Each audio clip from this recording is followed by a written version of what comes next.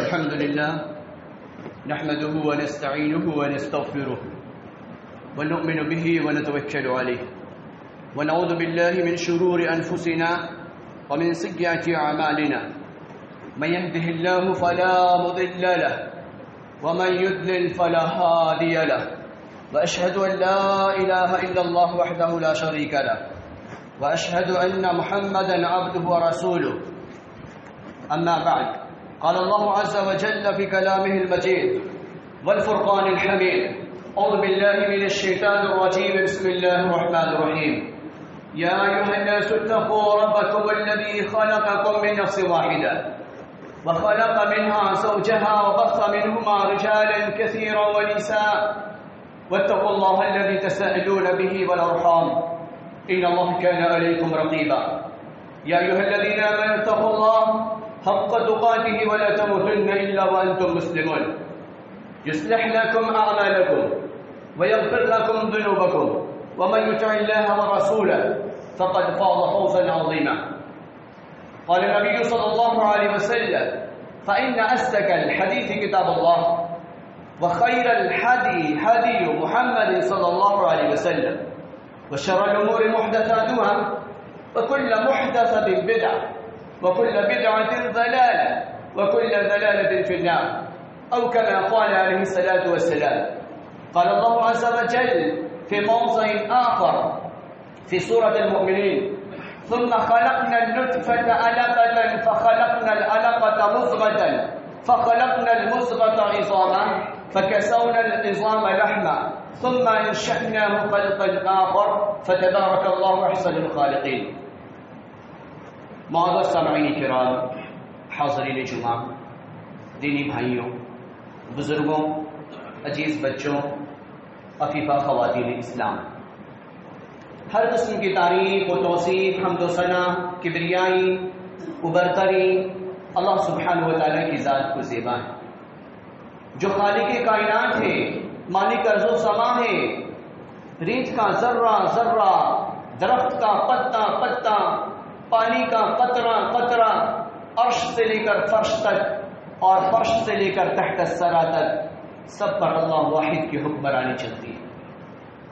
اللہ رب العالمین کی توحید و تقدیس میں ہم اپنی زبان کو ذکر و اذکار کے ذریعے سے ہمیں تر رکھنا چاہیے، کیونکہ اس انسانیت پر اللہ رب العالمین کے بے شمار احسانات ہیں۔ اللہ رب العالمین کی توحید و تقدیس کے بعد سب سے افضل ترین انسان، ساقی کوثر، شافی محشر، امام المتقین،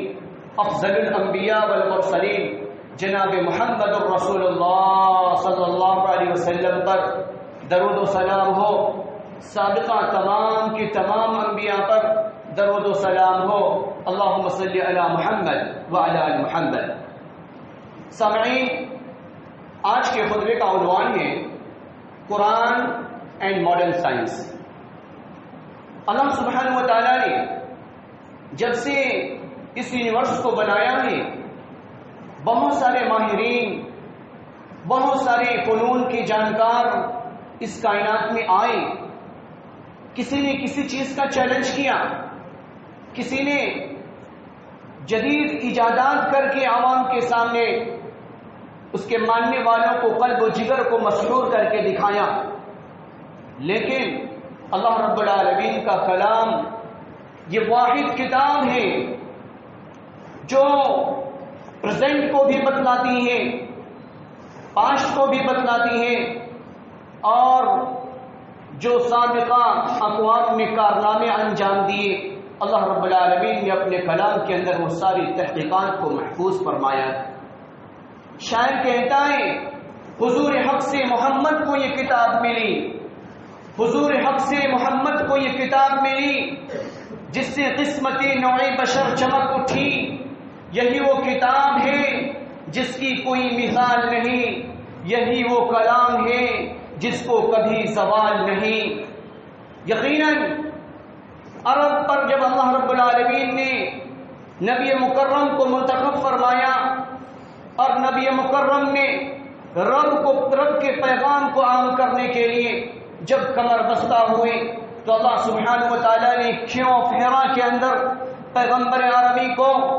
مقید ہونے کا حکم نافذ کرتا ہے، اور اس کے بعد اللہ رب العالمین یہ عظیم کتاب سے اللہ سبحانہ و تعالیٰ آپ کو مشرف کرتا ہے. یہ دنیا کی واحد کتاب ہے کہ اس کتاب کو سننے کے بعد پتھریلی آنکھیں بے اختیار اشک باری کرنے پر مجبور ہو جائے.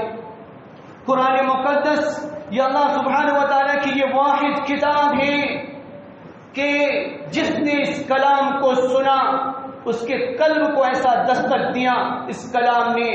کہ وہ بھٹکے ہوئے انسانوں کو راہ راست پر اللہ رب العالمین نے اس کلام کے ذریعے سے لا کر سیدھے راستے پر لا کر کھڑا کر دیا.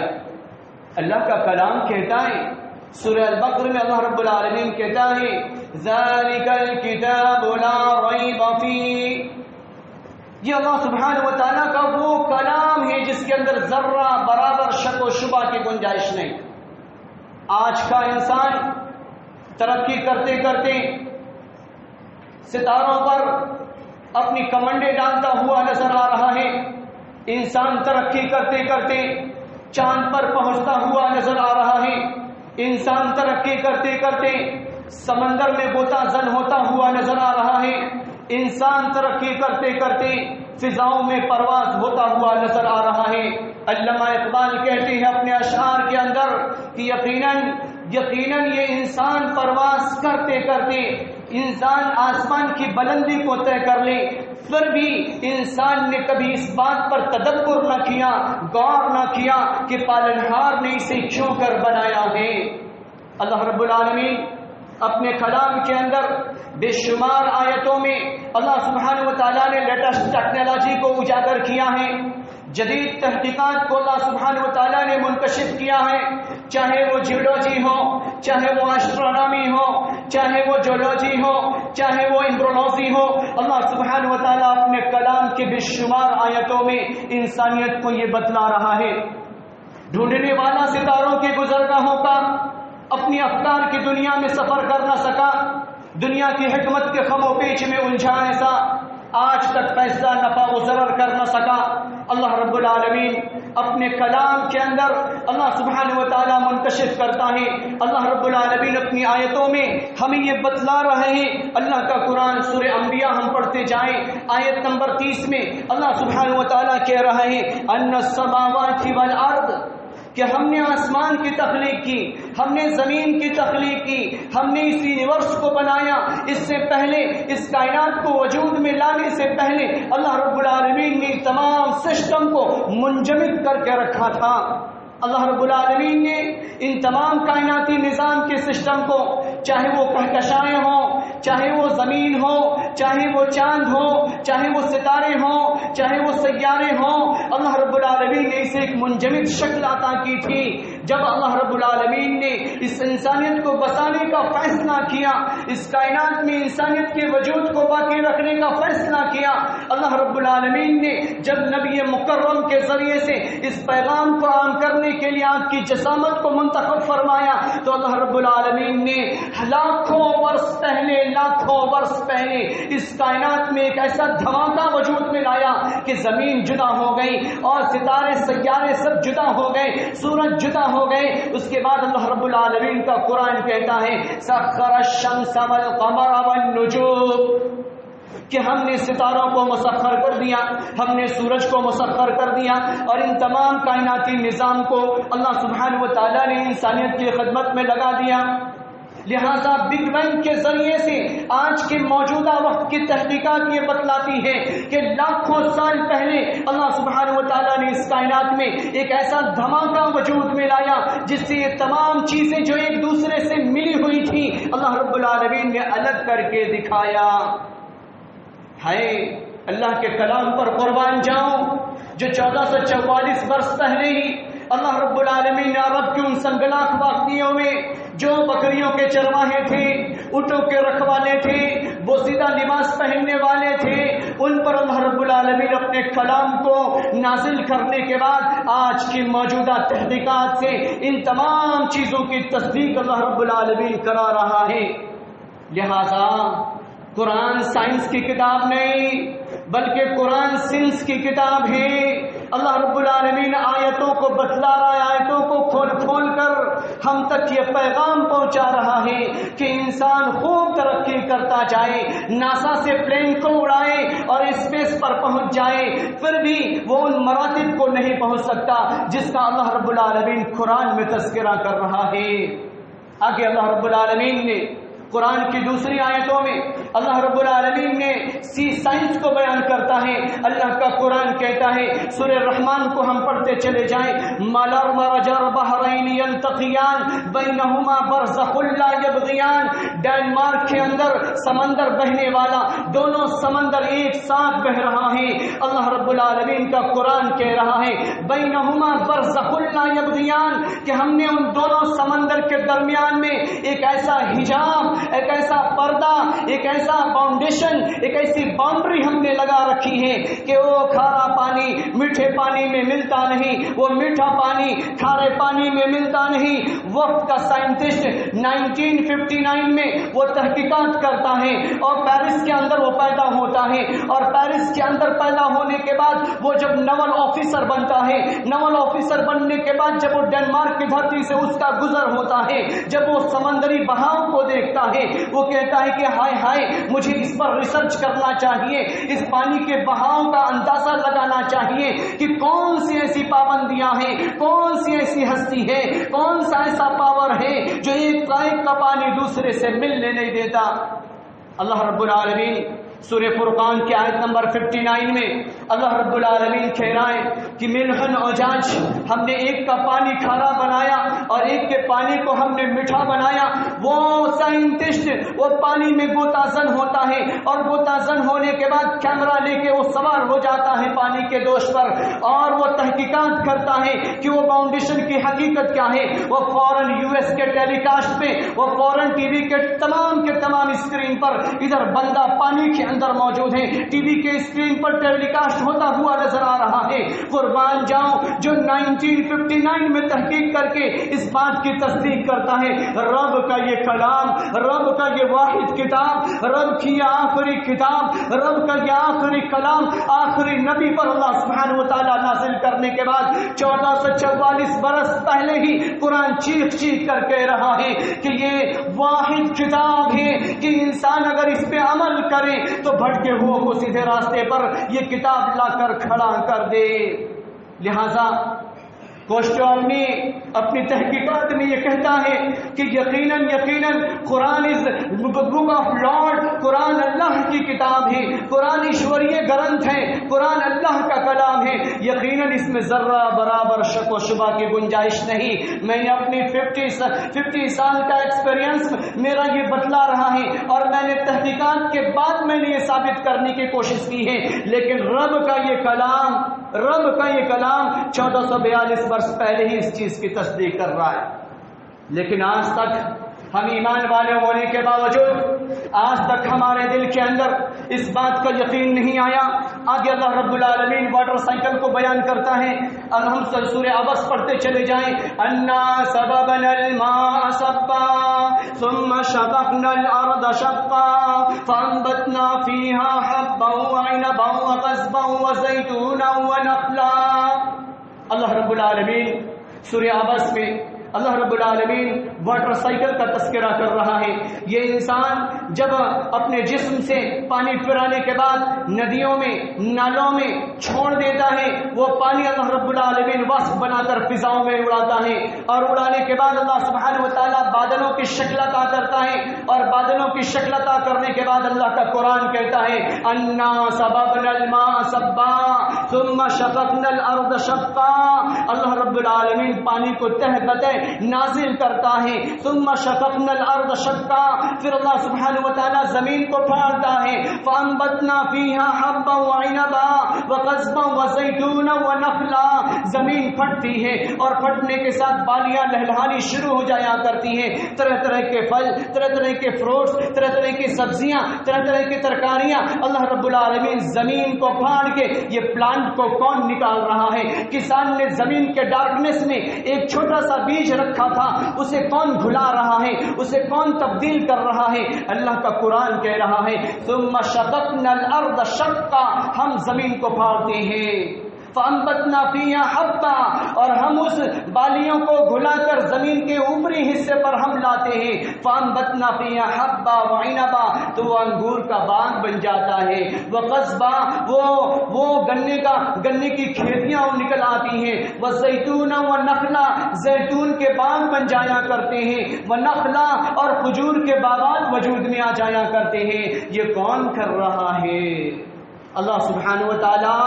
اللہ رب العالمین کا قرآن بالکل واضح طور پر اللہ رب العالمین اپنے کلام کے اندر اس بات کا تذکرہ کر رہا ہے۔ آج کے موجودہ تحقیقات، آج ہمارا بچہ جب کالجز یونیورسٹیز کے اندر جاتا ہے اور اسی جیولوجی کو پڑھتا ہے، اسی امبرولوجی کو پڑھتا ہے، اسی ایسٹرونومی کو پڑھتا ہے، فزکس کیمسٹری کی کتابوں کو پڑھتا ہے، تو ہمارا باپ فخر سے سینہ پھلاتے ہوئے وہ بڑا ہی فخر محسوس کرتا ہے۔ لیکن کاش کہ رب کے کلام سے اگر ہماری سائنس کی کتاب کی شروعات ہوتی، رب کے کلام سے فزکس اور کیمسٹری کی کتاب کی شروعات ہوتی، تو یقیناً ہمارا بچہ جب مسجد کو آتا تو اس کے نظروں کے سامنے وہ تمام تھیوری بھی ہوتی، وہ تھیوری جو بندے کو رب سے جوڑتا ہے، وہ تھیوری جو بندے کو رب کا پتہ بتلاتا ہے، وہ تھیوری جو انسانیت کے وجود پر احسانات کو شمار کرنے کے بعد انسانیت کے قلب و جگر کے اندر یہ خاصہ یہ مادہ پیدا کرتا ہے کہ رب کا مقصد کیا ہے،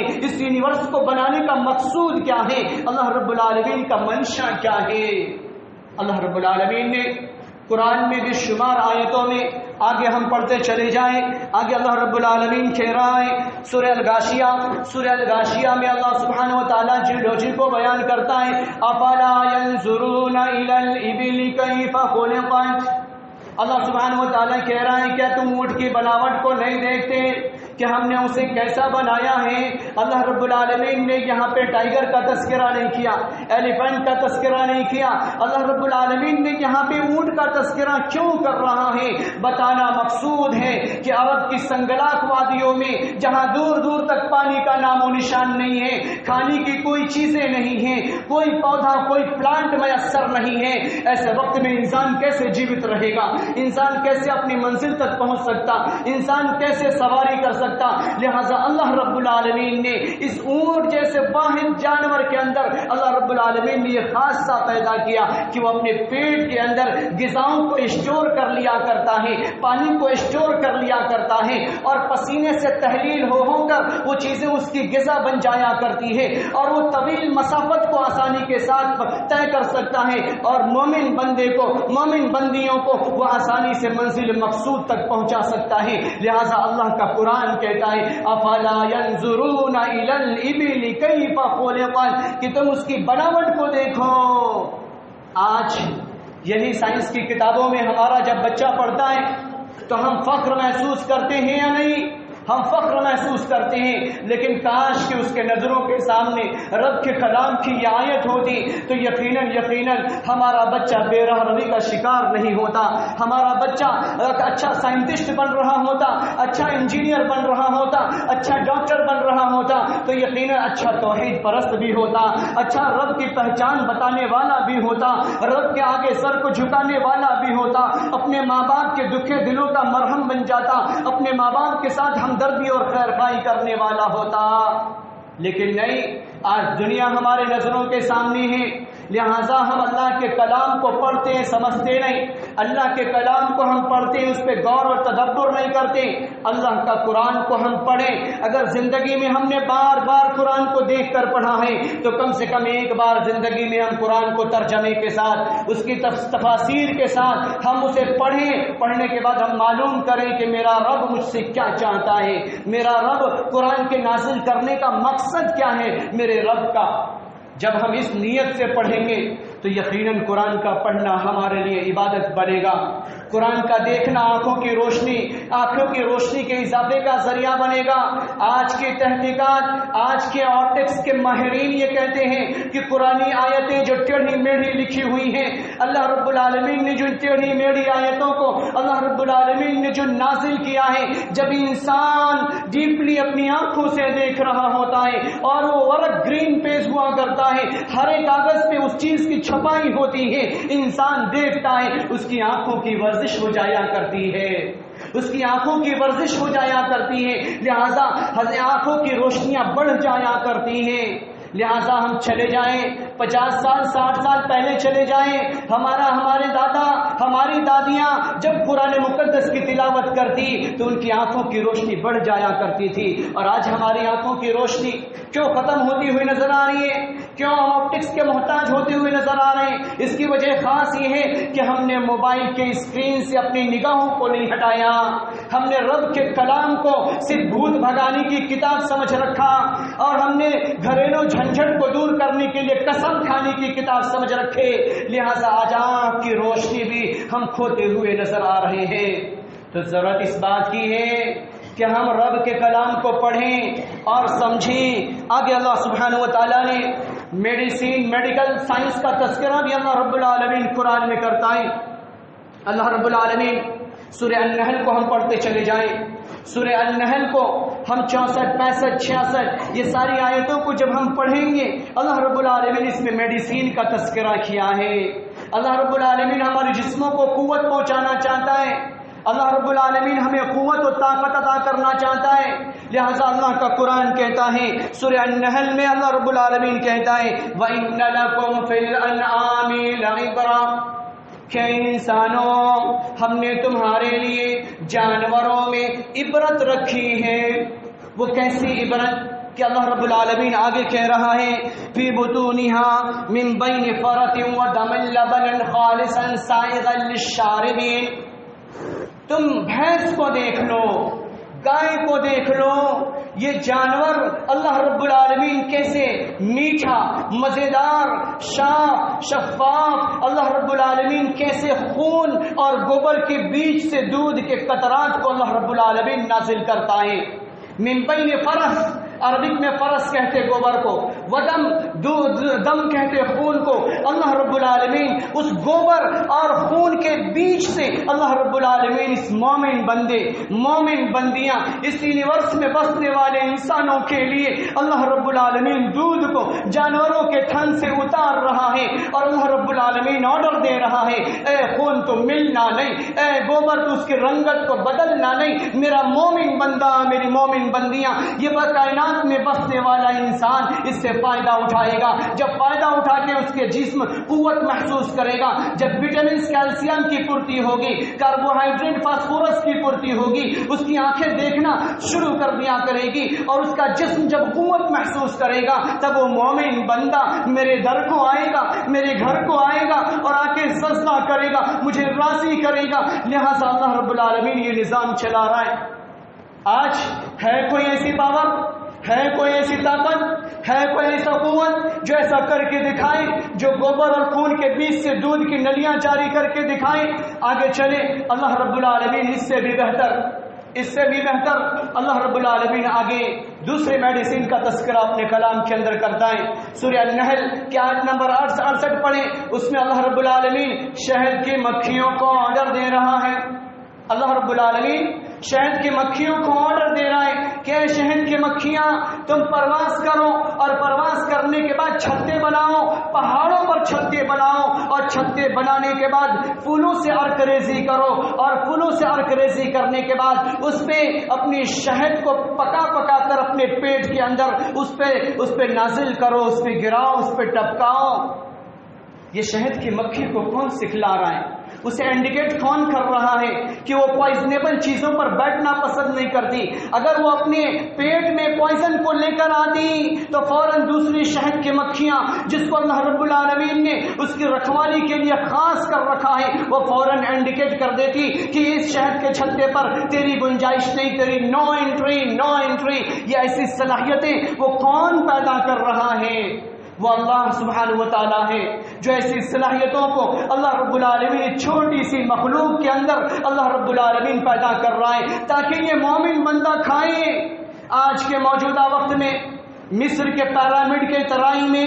شہد پایا گیا جو تقریباً بتایا جا رہا ہے 4500 سال پرانا تھا۔ وہ شہد جو بالکل صاف و شفاف، میٹھا، مزیدار اور ذائقے دار وہ تھا، اور وہ انسان کے لیے اس کے اندر بے شمار اللہ رب العالمین نے قوت و طاقت رکھی ہے۔ آج دوسرے مذاہب کے لوگوں نے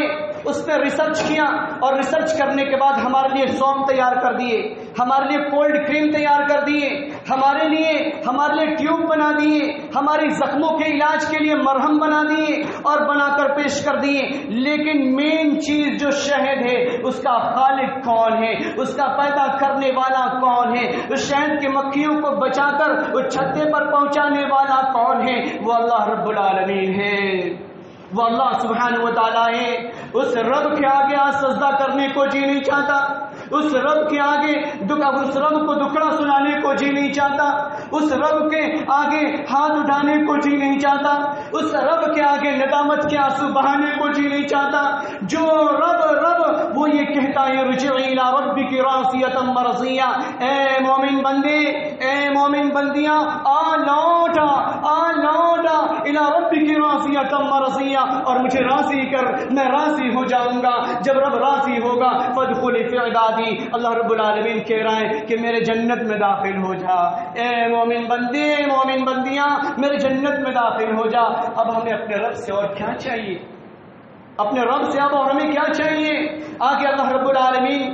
اللہ سبحانہ و تعالیٰ سورہ مومنون کی آیت نمبر 11 آیت نمبر 12 میں اللہ سبحانہ و تعالیٰ نے ایمبرولوجی کو بیان کیا ہے۔ ایمبرولوجی یہ ایک سسٹم ہے کہ اس وقت تک ڈاکٹر نہیں بن سکتا، گائنیکولوجسٹ اسپیشلسٹ نہیں ہو سکتا جب تک وہ ایمبرولوجی کو پڑھنا لے اور جنیان کے سسٹم کو پڑھنا لے کہ بچہ کیسے بنتا ہے، بچہ کیسے پیدا ہوتا ہے، بچے کی نشو نمائی کیسے ہوتی ہے۔ اللہ رب العالمین سورہ مومنون میں کہہ رہا ہے، اللہ رب العالمین ایمبرولوجی کا تذکرہ کر رہا ہے کہ ثم خلقنا النطفة علقة، کہ ہم نے انسان کے نطفے کو منجمد کیا، اور منجمد کرنے کے بعد اسے خون کی شکل عطا کی، خون کی شکل کو تبدیل کیا، اس کے بعد ہم نے اسے گوشت کے لتڑوں میں تبدیل کیا، اس گوشت کے لتڑوں میں ہم نے ہڈی کو بنایا، اور ہڈی کو بنانے کے بعد اس پر پھر ہم نے فکسونا العظام لحما، ہم نے اس ہڈی پر پھر گوشت کی پرت جمانی شروع کر دی، اس پر لیپ لگانی شروع کر دی۔ آج کا ایمبرولوجی اسپیشلسٹ پروفیسر کیت مور، جو کہ ٹورنٹو یونیورسٹی کا ایمبرولوجی کا ماہر تھا، وہ 60 سال تک اپنی لیب میں انسانی جسموں پر ریسرچ کر رہا تھا، اور مادر رحم میں وہ سرچ کر رہا تھا کہ بچہ کیسے بنتا ہے، بچے کو رب سبحانہ و تعالیٰ کیسے پروٹیکشن بخشتا ہے، اور بچے کو اللہ رب العالمین کیسے باہر لاتا ہے۔ وہ تحقیقات کر کے تھک ہار جاتا ہے۔ جب مومن بندے کا گزر اس کے پاس سے ہوتا ہے، وہ رب کے کلام کو پڑھ کر سناتا ہے، اس آیت پر جب اس کی نظر طاہرانہ کا گزران ہوتا ہے، وہ حیران و پریشان ہو جاتا ہے، اور وہ کہتا ہے کہ ہائے ہائے اس کلام کو کیا ہو گیا کہ میں ریسرچ کر کے تھک گیا، ہار گیا، لیکن یہ کلام، یہ رب کا کلام، یہ ایشوریہ گرنتھ، یہ اللہ سبحانہ و تعالیٰ کا کلام، یہ بالکل واضح اور کھول کر بیان کر رہا ہے اللہ رب العالمین۔ اس کے بعد آگے ہم پڑھتے چلے جائیں، سورہ حج میں ہم آئیں، اللہ رب العالمین سورہ حج میں اللہ سبحانہ و تعالیٰ کہہ رہا ہے کہ ہم نے انسان کو جب بنا دیا، جب ہم نے بچے کو وجود میں لایا، فلی پروڈکشن میں جب ہم نے انسان کے جسم اور جسامت کو بنا کر تیار کر دیا،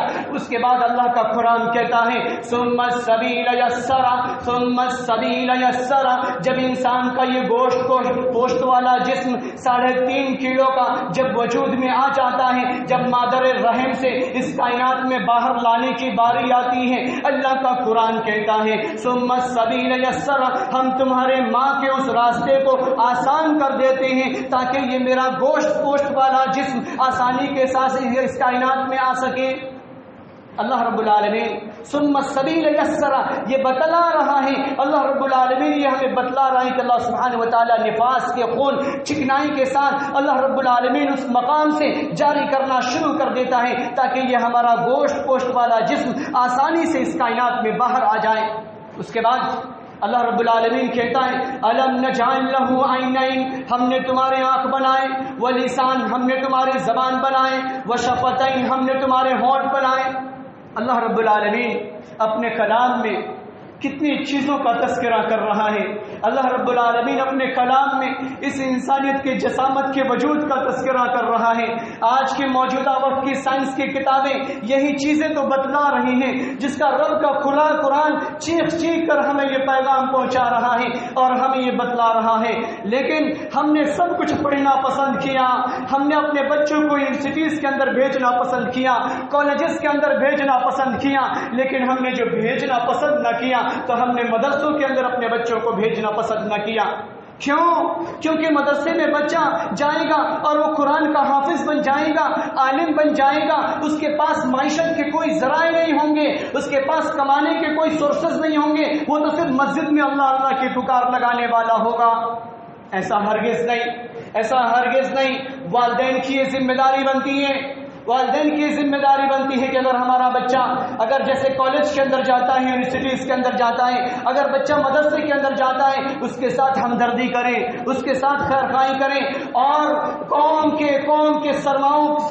سرماداروں کی ذمہ داری بنتی ہے کہ وہ سر جوڑ کر بیٹھیں، اور سر جوڑ کر بیٹھنے کے بعد ایک ایسا سلیبس تیار کریں جس کی شروعات اللہ کے قرآن سے ہوتی ہو، ایسا سلیبس تیار کریں جس کی شروعات نبی مکرم کے فرمودات سے ہوتی ہو۔ اگر ایسا سلیبس اگر ہم نے تیار کر دیا، اپنے مدرسوں میں اگر ہم نے نافذ کر دیا، اپنے اسکولوں میں ہم نے نافذ کر دیا، تو یقیناً ہمارا بچہ جب انجینئر بنے گا تو توحید پرست بنے گا، اللہ کا مخلص ہوگا، اپنے ماں باپ کا مخلص ہوگا، اپنے ماں باپ کی خدمت گزار ہوگا، اور معاشرتی زندگی اس کی اچھی ہوگی، انسانیت کا ہمدرد ہوگا، بھٹکے ہوئوں کو سیدھے راستے پر لانے کے لیے وہ فکر مند ہوگا۔ یہ کب ہوگا؟ یہ اسی وقت ہوگا جب وہ رب کا کلام بھی پڑھنے والا ہوگا، اور دنیاوی معلومات کے لیے وہ سائنس، فزکس اور کیمسٹری اور بایو کو بھی پڑھنے والا ہوگا۔ قرآن میں اللہ رب العالمین نے سینکڑوں جگہ پہ اللہ رب العالمین نے کہا یتفکرون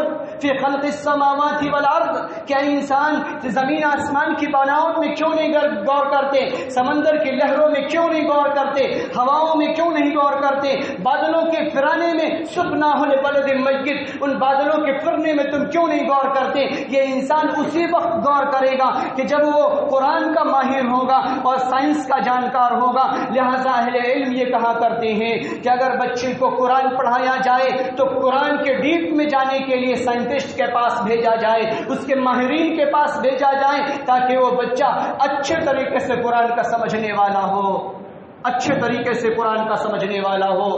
تو اگر ہم چاہتے ہیں، اگر ہم اپنے معاشرے کے اندر اچھائیاں اتپن کرنا چاہتے ہیں، آج ہمارے والدین بڑے ہی فخر کیا کرتے ہیں کہ بچہ ڈیو جی ڈاکس سے کتاب کی شروعات کر رہا ہے، جو سب سے زیادہ بھونکنے والا ہے، جو سب سے زیادہ کاٹنے والا ہے۔ ہائے اللہ رب العالمین کو ہم نے اس قابل نہیں سمجھا، ہم نے اللہ رب العالمین کو اس قابل نہیں سمجھا کہ ہماری کتاب کی شروعات ان دی نیم آف اللہ موسٹ گریسیس سے ہو، بسم اللہ الرحمن الرحیم کے ذریعے سے ہو۔ اگر بندہ جب مدرسے کے اندر جاتا ہے، اسکول کے اندر جاتا ہے، بسم اللہ سے کتاب کی شروعات کرتا ہے، پیارے نبی محمد رسول اللہ صلی اللہ علیہ وسلم کا فرمان صادق ہے۔ نبی مکرم نے فرمایا اگر وہ بچہ، اگر وہ بچی، اگر قرآن کی شروعات، اپنی کتاب کی شروعات الف لام میم، یعنی اس کے اندر 3 حروف پائے جاتے ہیں، الف لام میم، اللہ تبارک و تعالیٰ اس کے اس پڑھنے کی وجہ سے ان کے والدین کے مرتبے کو اللہ رب العالمین بلند کر دیا کرتا ہے۔ اب ہمیں اپنے رب سے کیا چاہیے؟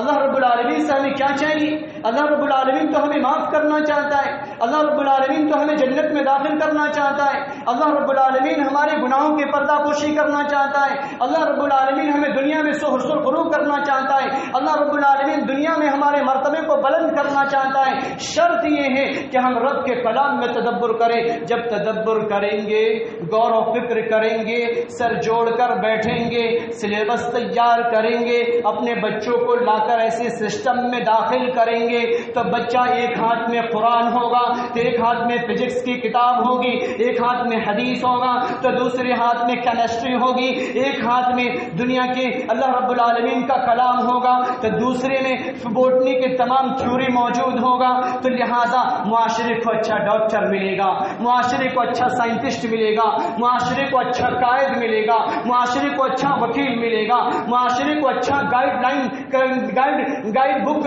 پیش کرنے والا، رہنمائی کرنے والا انسان ملے گا. تو انسانیت کے ذریعے سے اچھائیاں اتپن ہوں گی، اور ہمارے معاشرے میں جب اچھائیاں اتپن ہوں گی بے رہرویاں ختم ہو جائیں گی، اور جب بے رہروی ختم ہو جائے گی تو انسانیت جب رب کا شناس ہو جائے گا، رب کی پہچان کرنے والا ہوگا تو یقیناً ہماری مسجدیں کبھی خالی نہیں ہوں گی، کبھی سجدوں سے محروم نہیں ہوں گی. ہم اپنے رب کے اس گھر کو آباد کرنے والے ہوں گے. اللہ رب العالمین نے کہا، اللہ رب العالمین اپنے کلام میں کہہ رہا ہے کہ تم قرآن کو پڑھ کر آؤ، حدیث والی زندگی، نبی مکرم کی پریکٹیکلی والی زندگی پر عمل کر کے آؤ. اس کے بعد اللہ رب العالمین کہہ رہا ہے سلام قولا من رب الرحیم. اللہ رب العالمین اس مسجد میں بیٹھنے والوں کو جنتی ہونے کے بنا پر پیغام اللہ رب العالمین ہم تک یہ پہنچا رہا ہے کہ اے فرشتہ تو جا کر بتلا دے اس دھرتی پر رہنے والے، سجدہ کرنے والے، قرآن کی محبت میں اکٹھا ہونے والے، نبی کی رسالت کی محبت میں اکٹھا ہونے والے، سلام قولا من رب الرحیم. اللہ کا قرآن کہتا ہے اس پر سلامتی ہو، اس پر رب سبحانہ و تعالیٰ کا انعام ہو، اس پر جنتی ہونے کی بشارت ہو. جب جنتی ہونے کی بشارت ہوگی اللہ رب العالمین اس کے اشاروں پر جنت کی نہریں چلا رہا ہوگا، اس کے اشاروں پر اللہ رب العالمین جنتی نعمتوں کو نچھاور کر رہا ہوگا. اللہ رب العالمین اس کے لیے اللہ رب العالمین نبی مکرم کو کہے گا یا محمد ارفع منبر، اے محمد ممبر پر تشریف لائیے اور رب کا کلام پڑھ کر